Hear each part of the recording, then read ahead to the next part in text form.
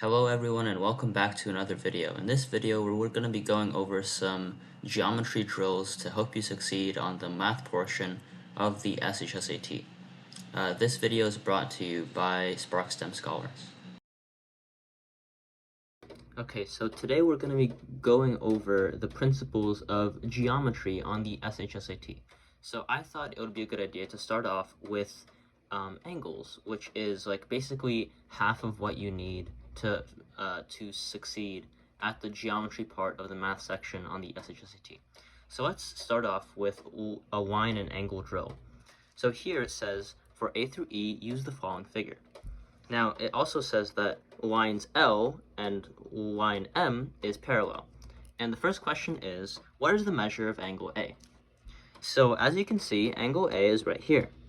And from the information of the diagram, A is considered a vertical angle opposite to this angle, which measures 40 degrees. So that means since vertical angles are congruent, A is also equal to 40 degrees. We have answered question A. Okay, moving on to question B. It asks for the measure of angle B. Now, B is located here. And this is where your knowledge of parallel lines and their interactions with angles comes into play. So, the first thing we want to do when solving for B is first finding this angle over here, because if you already know a little bit about geometry and angles, you know that alternate interior angles are congruent. So if we can find this angle, then we're going to be able to find B because they're alternate interior to each other. And how do we find this angle? Well, 40 and this angle add up to a total of 180 degrees. So that means that if this angle is B, that means that B plus 40 is equal to 180. That means B is equal to 140. We have answered question B. Okay, now what is the measure of angle C plus D? So it's asking for the total angle measure of this combined angle, right? So in answering this, we use the same property of vertical angles being congruent to solve this question. We know that when an angle is labeled with a square like this, that means that it is a right angle and its measure is 90 degrees. Now, if it asks us, what's the measure of this angle? We know that this angle is opposite to this 90-degree angle, which means that they're vertical and they're congruent. So that means that the measure of C plus D is equal to 90 degrees. Now, what's the measure of angle E?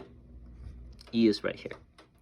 Well, we also know from geometry and angles that corresponding angles are congruent. And as we can see, E and this angle 50 are corresponding angles. So they are congruent. And since they're congruent, E is 50 degrees.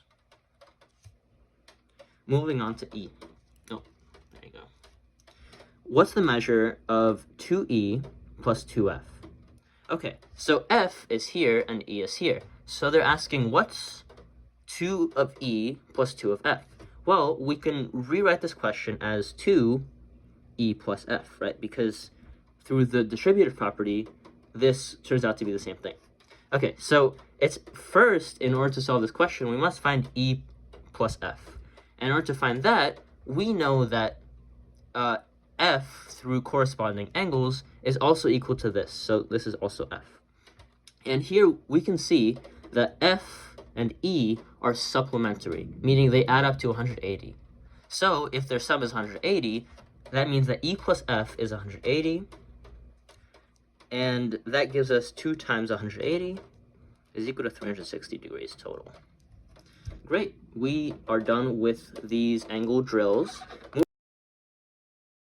Moving on to some a different kind of geometry where it tells us it deals with perimeter, it deals with area, and it deals with different triangles. Okay, so it gives us this diagram. What's the perimeter of rectangle BCDF? So it's asking us BCDF is this rectangle right here. What's the perimeter? So, how do we calculate perimeter? Well, you would add up the four sides of this rectangle. And what we know about a rectangle is that opposite sides of a rectangle are congruent in length. So that means that FD is also 12, and CD and BF are congruent, so that's also 6. So if we're going to find the perimeter, that would be 12 plus 12 plus 6 plus 6, which is equal to 12 plus 12 is 24, 6 plus 6 is 12, which is equal to 36 centimeters, if it's asking for units. Okay, what's the area of parallelogram ABCE? So ABCE.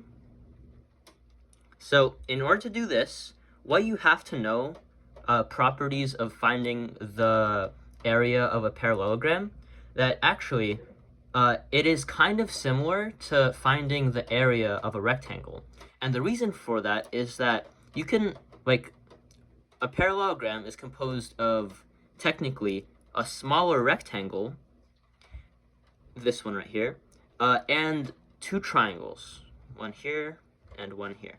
So if we reimagine this parallelogram, but we move, for example, this triangle to fit this part right here, because it's asking for A, B, C, E. So if you move this part here, then it's going to form a rectangle, because it's just going to be BFDC, and it has the same area because we just simply shifted a part of it. Now, in order to find the area of this rectangle, that would just be 6 times 12, and that's just 72. So 12 equals 72, and then since both of the measurements were in centimeters, that means that it is in centimeters squared. What is the area of triangle ABF? ABF, well, as we previously learned, the area of a triangle is 1/2 base times height. The base of this triangle, AF, has a measurement of 2. The height of this triangle, oh, sorry, that was lightning, if you can hear that. The height of this triangle is 6. So 1/2 base times height, 1/2, base is 2 times 2, and times height, which is 6. That gives us 12 over 2, which is 6 centimeters squared. Moving on to this. Okay, now, sorry, this is slightly messed up because of the printing, but it's okay. So it's asking us for the value of angle X. Angle X is right here. Now, what angle measurements are we given? We are given that this angle measure is 70. And as we can see, this is a right angle. So that means that this is also going to be a right angle because it's simply the altitude of this triangle, basically. Okay, so what do we know about the angles inside of a triangle? Well, the angles inside of a triangle add up to 180. So that means that 70 plus, if we want to find this angle right here, X, actually no, sorry, that's a bad variable, plus A, and then plus 90, which is this angle right here, they should add up to 180. That means that A plus 160 is equal to 180. That means A is equal to 20. Sorry about the rain. Okay, so we know that this is 20.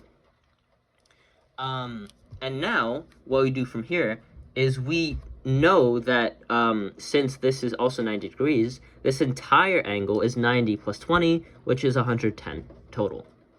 And from properties of angles in a parallelogram, opposite angles in a parallelogram, which means that this angle and this angle, or this angle and this angle, are congruent. So X is equal to 110 degrees.